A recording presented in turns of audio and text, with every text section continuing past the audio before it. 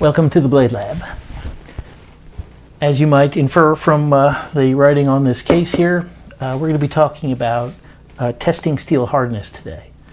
Steel hardness matters in a lot of ways. It relates to edge stability, the ability of a knife to maintain a sharp edge without rolling or chipping. And it also relates to how low you can take a sharpening angle without running into problems. Long story short, the harder the steel, the lower you can bring the edge angle down. Softer the steel, the more you have to bring the edge angle up. And as we know, low edge angles cut better than high edge angles. So this is why we are interested in knowing what the hardness is of the blades that we're using. Now, I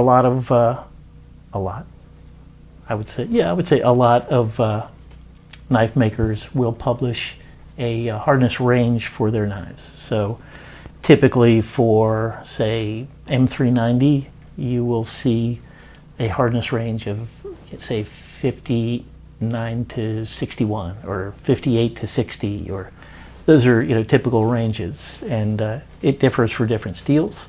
Your more super steels tend to have higher hardness ranges, but sometimes manufacturers don't tell you what their target range is, and you're just sort of left to guess based upon what the steel is that we're talking about, and honestly the integrity of the company or how seriously they take their heat treating. So this is why for a long time I've wanted to have the ability to test steel hardness in the Blade Lab here, and unfortunately I don't really have the financial wherewithal, or I won't even say that. I'm not willing to say this, spend over $1,000 for a indentation Rockwell tester. I'm not a knife maker, so it's not going to be something that I use on a daily basis to make an actual product. So I really wanted something more affordable that could still be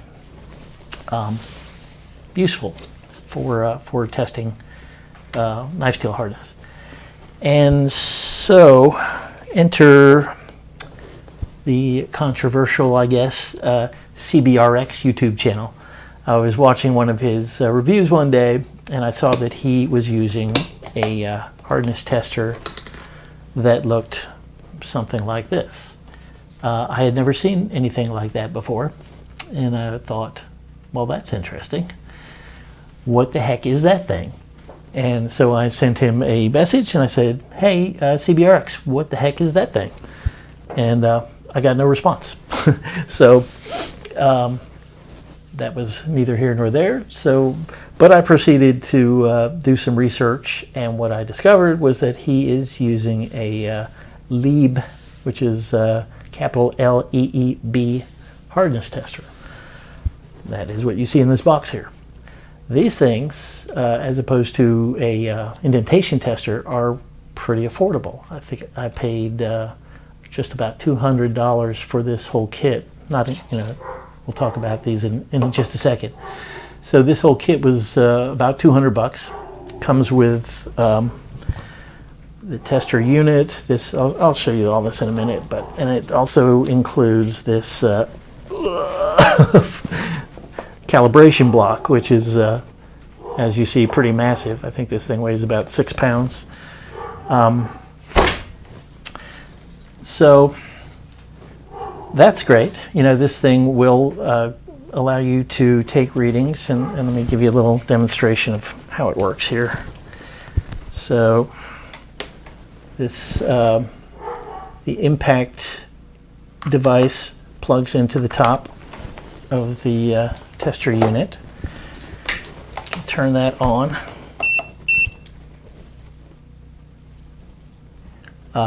I have previously calibrated this using the block they have here and some other calculations, which we'll talk about. And the way this unit works is different from the way an indentation tester works. An indentation tester, as I understand it, it applies a fixed amount of force to some sort of pin or something that makes an indent in the steel, and then it somehow measures the depth of that indentation, and of course the harder the steel, the shallower it will be, and vice versa. The way the Leeb tester works is different. It does make a little indent as part in the process, but it uses a tungsten sort of a projectile, and basically. So you cock this device here, push the button. If you heard that, so 59.7, and so it's telling me that the hardness of this block is 59.7 in the one test I did. This is sitting on foam, so it's not the best way to do it. However, so the way it comes up with that answer is that it basically it measures the height of the bounce of the tungsten projectile when it comes up off the stone, off the block or steel, and the higher it bounces, it means that the harder the steel is. So far, so good. It is it's a proven device. It's used in industry. However, it is the intended use of this device is for situations where an indentation tester cannot be used. In other words, sort of portable situations. It's used for, say, you were at a shipyard and you wanted to test the hardness of a high pressure pipes. Well, you can't just remove a 12-inch pipe and stick it under a Rockwell tester. So that's where this comes in. You can take this out in the field. There are different settings you can use. You can even use it like sideways or at different angles. Ideally, you would do it straight up and down. But anyway, so it's intended to test hardness in the field. The way the problem with it in terms of using it for testing knives is that it's really not intended for thin materials. However, and there's always a however, or I wouldn't be here, it can theoretically be used with thinner materials if you fix them to a thicker steel material, such as this thick calibration block. The way they tell you to do that is to use some kind of grease or gel to press the flat item you're measuring, basically eliminating any sort of air gaps in between the two, and then it should be able to give you an accurate reading of the thinner material. So I can see why people are skeptical of this device, because some of the manufacturers will flat out say, do not use this with knife steels. Okay. But my theory is that if I test knife steels and it gives me accurate results, well, I don't really care what they tell you it can or cannot do. It either can or it can't do it. So I had tested a lot of my own knives. I think I'm up over 80 different tests now. And the results I was coming up with, I think, just comparing it to the same or similar knives that have been tested with indentation testers, I thought the results were coming up pretty credibly. They were certainly in the ballpark. As I looked at the body of work, it seemed to me that they might be a little bit low. I mean, maybe somewhere between 0.5 to 2 HRC on the low side on average. But I had no way of knowing that, so I can't exactly come out here and tell you that I've tested this blade and the hardness is for sure X if I don't know that score will compute with a score that would have been done on an indentation tester. So, pardon my sipping coffee. So what I wanted to do was find somebody who would help me Can you see me in, my in the block there? Sorry for the up nose shot. So yeah, I was looking for some direct comparisons on the same blades tested on this unit and comparing that to what the scores were on a indentation tester. And fortunately, I won't say I know him well, but I have been following Brian Kim on Instagram. He also has a YouTube channel. He is the fellow behind Transparent Knives. He has a custom fixed blade maker, and he has done lots and lots of really nice reblades for Demco and Benchmade knives.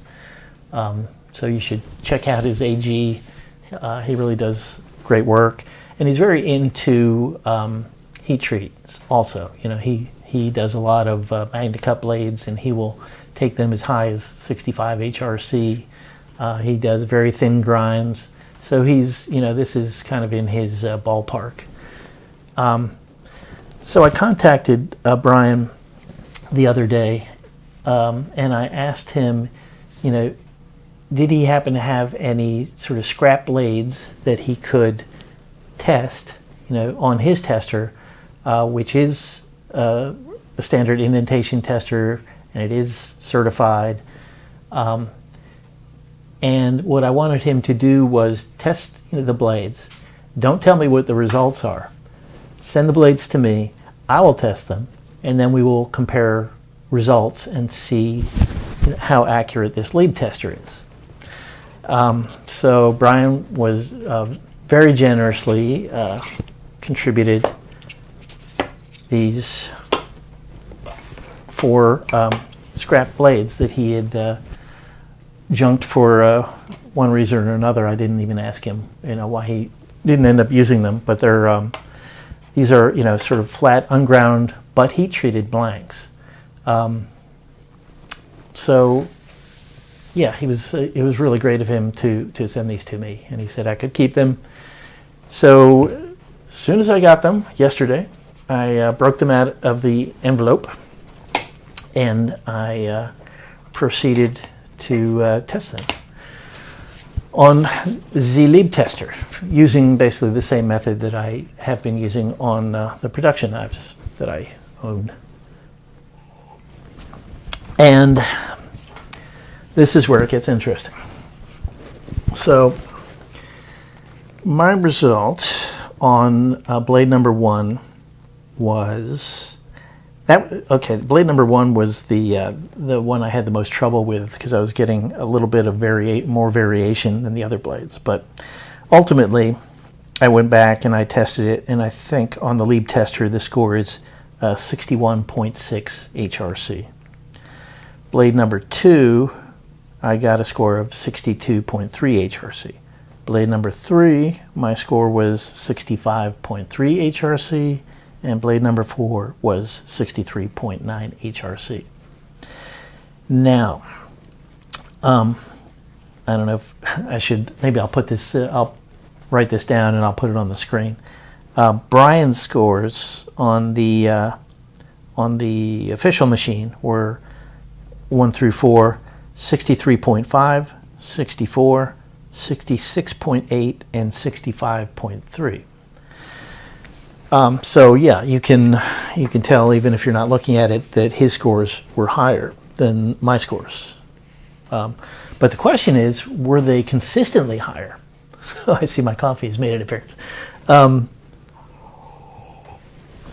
Because that's the key here. You know, if I could find a predictable offset to what I'm getting and what he's getting, then I can just use that in the future to get accurate scores.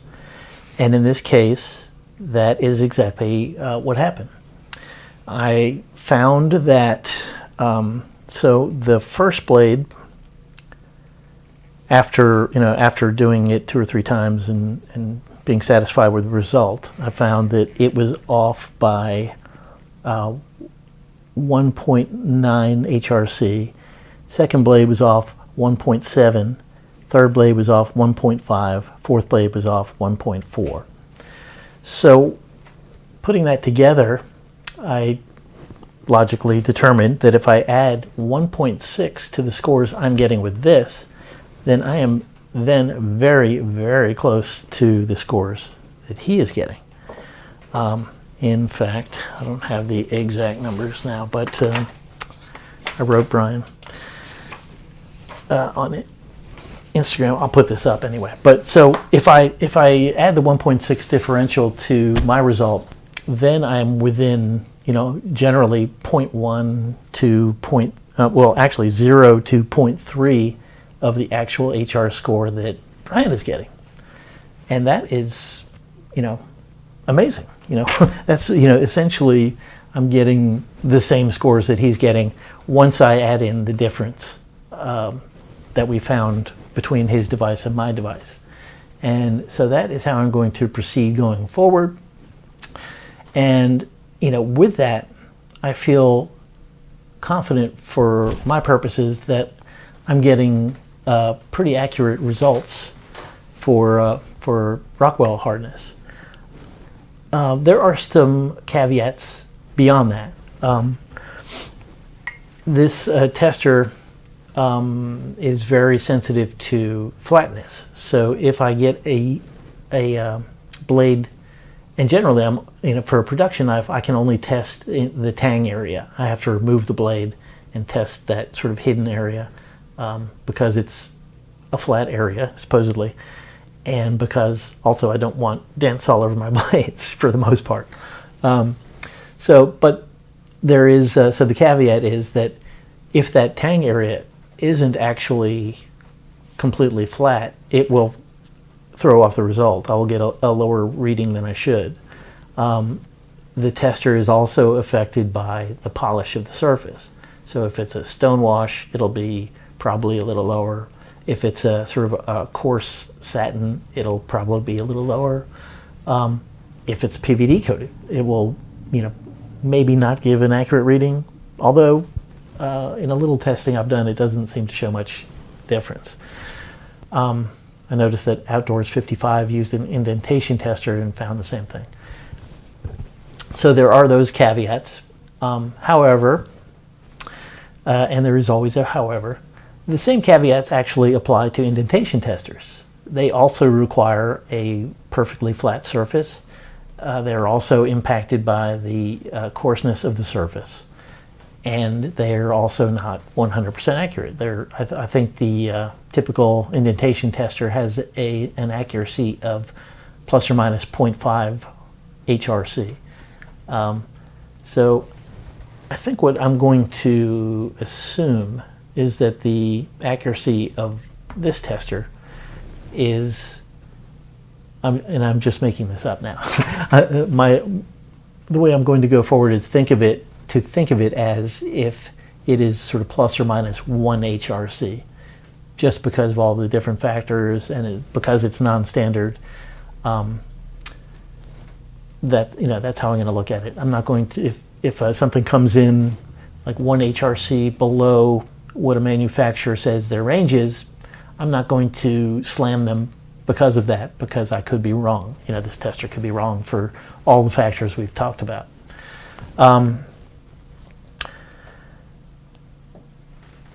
Having said that, I think it is more accurate than that, but I'm just going to throw in that cushion, that benefit of the doubt going forward, because I don't want to unjustly accuse anyone of having subpar hardness. There. So, closing thoughts. If you are thinking of maybe getting one of these, why might you think that? Well, Brian actually made a great point. I am just a knife reviewer. I'm not a knife maker in any way. Although I do sharpening, and so that is kind of a sideline. I sharpen a lot of my own knives, and I sharpen knives for others as well. Although it's not really a registered business. So hardness matters for that, but not the point. the point Brian was making was that, you know, he was surprised, I think, by the results we got, and I think he was impressed. Not that he would recommend a full-blown knife maker using this in place of an indentation device, but he was saying that it could be a good thing for beginner knife makers to have if they're doing their own heat treats, because in those situations, those indentation testers might be out of reach. So if you want something good that's not that expensive, that difficult to obtain, that difficult to certify, this could be a good sort of interim step. Certainly better than those little HRC files that people use. So in terms of cost, we were talking about that, and again, this thing is $200 for a full-on indentation tester. As we said, it's over $1,000, but that's not even the whole conversation, because to be really kosher, you have to have those indentation testers recertified, like on an annual basis, I think. And to get it certified, just that is like $300. And on top of the cost, you have to drive the machine to some individual or business that is certified to do the certifications. And in a lot of cases, Brian is fortunate that he lives in a populous area and he's close to somebody who does that. But if you're like in the middle of nowhere, you might have to drive hours and hours and hours just to pay $300 to get your machine certified. So that's another downside to the indentation testers. So I started to say, if you were thinking about getting one of these, my recommendation would be to do what I have done, which is, get some experience with it, with knives you're familiar with, see what you think its accuracy is, but don't publish your results unless or until you've actually checked the results you've gotten using the same knives or blanks or whatever against a certified indentation tester, so you can verify your results, and if necessary, as in my case, add in a correction factor so you can get more accurate results. And with that, I'm going to close it up. And if you enjoy this kind of content, if you enjoyed the video, like. If you like this kind of content, I do this sort of stuff, plus a bunch of knife reviews. Please subscribe below. It is free. And until next time, y'all have a good one.